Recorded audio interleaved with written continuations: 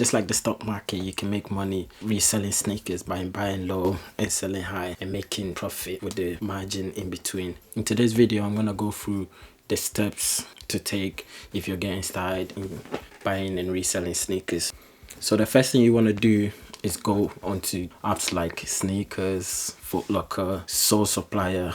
They have like a different calendar that shows you what type of shoes are going to be releasing, so you have an idea of what's coming out and when it's coming out, so when the drop comes you're ready to cop them sneakers. So you want to try and find sneakers that are in high demand: Jordan 1s, Jordan 11s, Jordan 4s, any sneaker collabs with celebrities or with other brands like Off-White. Whenever there's a collab with celebrities and different brands, make sure you're also researching the different colorways, because these come out in this color and they could be going for more than the same shoe but in this color.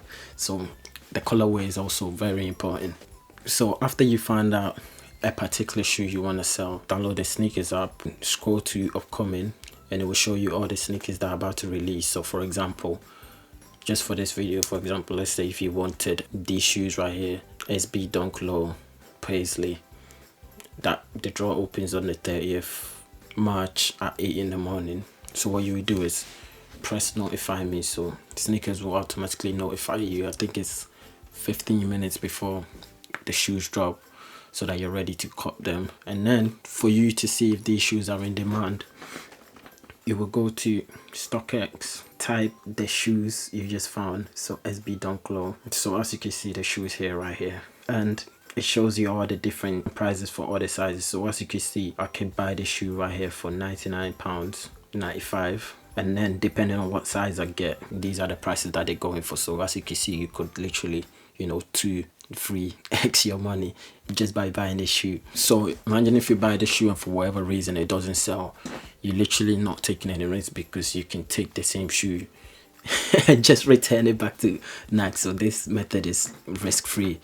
And for those people that might say, oh, but you need money to start, if you don't have money, you could literally just get a credit card and then buy the shoe with the money on the credit card. And once you've bought the shoe and sold it, you pay off your credit card with the same money, and then you keep the money that you've just made. So you basically made money out of nothing. So I think this strategy is no-brainer. Also, as you can see from the tab I pulled up on StockX, usually the smaller sizes go for a little more than the bigger sizes, but they're also a lot harder to get, obviously, because they go for more. So what I usually do is I usually just get the shoes. I try to get them in smaller sizes, obviously, but to increase your chances of getting them, I would usually just get the shoes in my size. In my case, I'm a size 8, so I'll just get the shoes in my size, and even if they don't sell, I just keep them, because I usually like the shoes that I enter. But you could, like I said before, you could always return it to Nike if it doesn't sell.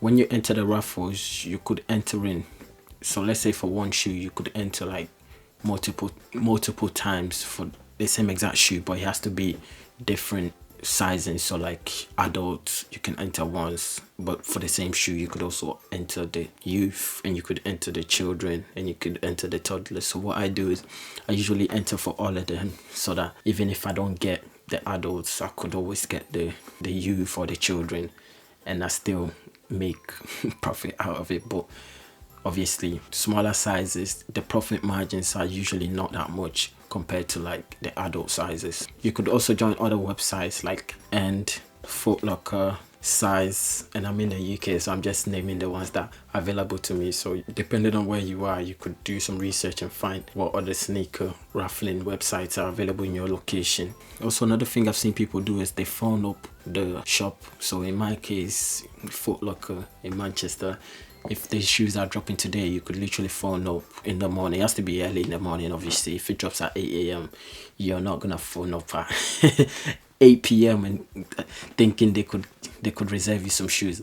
Anyway, you could phone up, in the morning and try and get them to reserve some shoes for you, but they usually only reserve one. And I've seen people do that and usually cop some of the shoes. So you could try that, or you could, if you want to double your chances, you could also line up outside. But personally, I don't do that.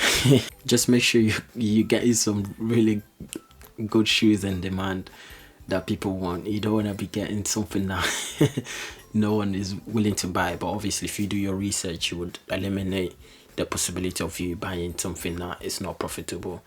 Another thing that I've also seen people doing is that they go to the shops and then browse through different shoes, and then they will search for the same shoe online. So let's say if you're in the shop and they're selling Air Forces for £80, and then you would look for the same shoe on StockX and try and see if it's going for more on StockX, then you could buy it from the shop and then sell it online. However, like I said before, if it doesn't work, you could always return it back to the shop. So once you've gone through all the process of acquiring the shoes, you've done your research, how do you sell it? So there's loads of different ways for you to sell your shoes. Once you've gone through, you could sell on Alias, you could list it even on eBay. They've started doing it. Sneaker verification model where you put your shoes for sale, you send it there and they verify it, just like StockX. Or you could even sell on Facebook Marketplace and not to pay any fees.